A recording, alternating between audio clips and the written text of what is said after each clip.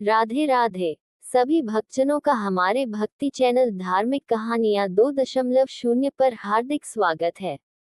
आज हम आपके लिए लेकर आए हैं सावन मास व्रत कथा अध्याय 4। कृपया पूरी कथा ध्यान से सुने और अंत तक जुड़े रहें, क्योंकि भगवान शिव की यह कथा आपके जीवन में सुख, शांति और समृद्धि लेकर आएगी।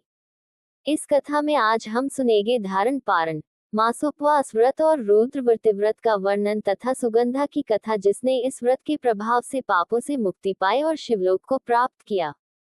इस व्रत के उद्यापन की विधि भी बताई गई है। ईश्वर बोले, हे सनत कुमार, अब मैं तुम्हें धारण और पारण व्रत के विषय में विस्तार से बताता हूँ। इस व्रत की शुरुआत प्रतिपदा तिथि से की जाती है। सबसे पहले पुण्याहवाचन करके शुभ कार्य का शुरू करना चाहिए। फिर भगवान शिव की प्रसन्नता के लिए धारण और पारण व्रत का संकल्प लें। इसमें एक दिन उपवास यानी धारण किया जाता है और अगले दिन पारण करके भोजन किया जाता है। जब श्रावण मास का अंत होता है तो सबसे पहले पुण्याहवाचन किया जाता है। इसके बाद योग्य आचार्य और ब्राह्मणों का विधिपूर्वक सम्मान और आमंत्रण करना चाहिए। फिर पार्वती माता और शिवजी की सोने की मूर्ति को जल से भरे हुए कलश पर स्थापित करें और रात भर भक्ति भाव से पूजन करें। इस रात्रि में पुराणों की कथा, भजन कीर्तन और जागरण का आयोजन करना चाहिए। सुबह स्नान करके अग्नि स्थापना करें और विधिपूर्वक हवन करें। महामृत्युंजय मंत्र त्रयंबकम यजामहे, इस मंत्र से तिल मिले हुए चावल की आहुति दें। फिर शिव गायत्री मंत्र से घी मिश्रित भात की आहुति और बाद में ओम नमः शिवाय मंत्र से खीर की आहुति करें। इसके बाद पूर्णाहुति देकर हवन को समाप्त करें। फिर ब्राह्मणों को भोजन कराएं और आचार्य का पूजन करें। इस प्रकार विधिपूर्वक उद्यापन करने से मनुष्य ब्रह्महत्या जैसे पापों से मुक्त हो जाता है। इसलिए इस महान व्रत को अवश्य करना चाहिए। अब हे मुने, मैं तुम्हें सावन मास में किए जाने वाले मासोपवास व्रत की विधि बताता हूँ। प्रतिपदा को सुबह स्नान करके संकल्प लें। स्त्री हो या पुरुष, मन, वाणी और इंद्रियों पर संयम रखकर इस व्रत को करें। अमावस्या को भगवान शिव की षोडशोपचार विधि से पूजा करनी चाहिए।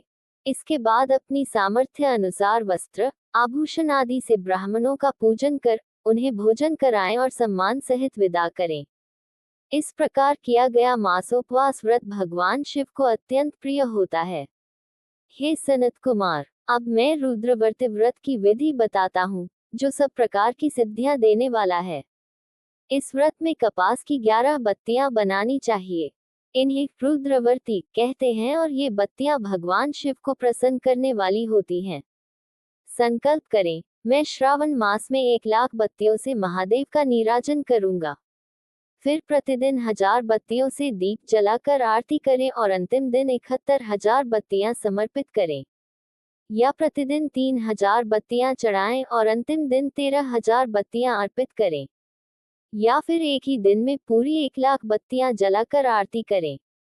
शुद्ध और घी में डूबी हुई कोमल बत्तियां भगवान को बहुत प्रिय होती हैं। इसके बाद पूजन और शिव कथा का श्रवण करें। सनत कुमार बोले, हे देवों के देव, कृपया बताएं कि इस व्रत को सबसे पहले किसने किया और इस व्रत के उद्यापन की विधि क्या होती है। ईश्वर बोले, हे ब्रह्मपुत्र, सावधान होकर सुनो। ये रुद्रव्रत व्रत बहुत पुण्य देने वाला, संकटों को मिटाने वाला, सौभाग्यदायक और शिव को अत्यंत प्रिय है। यह व्रत करने से पुत्र पौत्र की प्राप्ति, शंकर जी की विशेष कृपा और शिवलोक की प्राप्ति होती है। तीनों लोकों में इस व्रत के समान कोई दूसरा श्रेष्ठ व्रत नहीं है। अब मैं तुम्हें एक प्राचीन कथा सुनाता हूँ। एक समय की बात है, क्षिप्रा नदी के किनारे उज्जयिनी नामक नगर में एक अत्यंत सुंदर स्त्री रहती थी, जिसका नाम था सुगंधा। उसका रूप बहुत आकर्षक था और उसका शरीर इतनी सुगंधित था कि उसके आसपास का स्थान कोसों दूर तक महकता था। वह गायन, नृत्य और लावण्य में अप्सराओं से भी अधिक श्रेष्ठ थी। उसने अपने साथ संसर्ग की कीमत 100 स्वर्ण मुद्राएं रखी थी। उसने कई राजाओं, राजकुमारों और ब्राह्मणों को अपनी ओर आकर्षित कर उन्हें लूट लिया था। एक दिन वह अपने सौंदर्य और कटाक्षों के साथ क्षिप्रा नदी के किनारे गई। वहां उसने कई ऋषियों को तपस्या, जप और पूजन में लीन देखा। उन्हीं में वशिष्ठ मुनि भी ध्यानरत थे। जैसे ही सुगंधा ने मुनि वशिष्ठ के दर्शन किए, उसकी बुद्धि बदल गई और वह संसार की माया से विरक्त हो गई।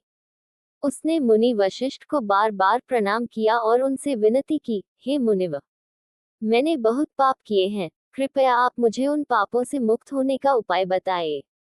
मुनि वशिष्ठ बोले, हे भद्रे, मैं तुम्हें एक ऐसा पुण्यप्रद उपाय बताता हूँ जिससे तुम्हारे सभी पाप नष्ट हो जाएंगे। तुम काशी जाओ और वहां जाकर श्रावण मास में रुद्रव्रत व्रत का पालन करो। यह व्रत परम पुण्यदायक और शिव को अत्यंत प्रिय है।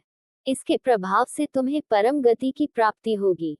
ईश्वर बोले, जब वशिष्ठ मुनि ने यह उपाय बताया तो सुगंधा ने अपने धन, सेवक और साथियों के साथ काशी की यात्रा की और वहां जाकर विधिपूर्वक व्रत किया।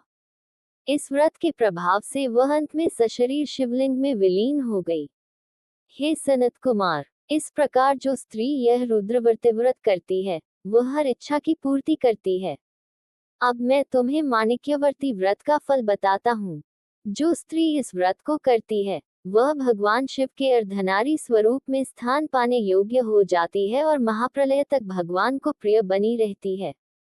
अब इस व्रत के उद्यापन की विधि सुनो। चांदी की बनी हुई नंदीश्वर की मूर्ति और सोने की शिव पार्वती प्रतिमा को जल से भरे कलश पर स्थापित करें। रात्रि में जागरण करें और गीत, भजन, वेद पाठ करें। अगले दिन सुबह पवित्र स्नान करके 11 ब्राह्मणों सहित आचार्य को आमंत्रित करें। फिर रुद्र सूक्त, गायत्री मंत्र या मूल मंत्र से घृत, खीर और बिल्वपत्रों से हवन करें। पूर्णाहुति के बाद आचार्य का पूजन करें और 11 ब्राह्मणों को भोजन कराएं। इसके बाद जो भी सामग्री पूजा में इस्तेमाल की गई हो, वह सब ब्राह्मणों को दान कर दें। इस व्रत से मनुष्य को 1000 अश्वमेध यज्ञों का फल प्राप्त होता है। इस प्रकार स्कंद पुराण के श्रावण मास महात्म्य में धारण पारण, मासोपवास और रुद्रव्रत व्रत वर्णन तथा सुगंधा की कथा वाला चौथा अध्याय पूर्ण हुआ। श्रद्धा से बोलिए हर हर महादेव। बोल बम। जय शिव शंकर। अगर आपको ये कथा भावनात्मक लगी, मन को शांति और भक्ति की अनुभूति हुई, तो कृपया इस वीडियो को लाइक करें, अपने परिवार और मित्रों के साथ शेयर करें और ऐसे ही दिव्या कथाओं के लिए चैनल को सब्सक्राइब करें और कमेंट में हर हर महादेव लिखना ना भूलें। राधे राधे। हर हर महादेव। मिलते हैं अगली कहानी में।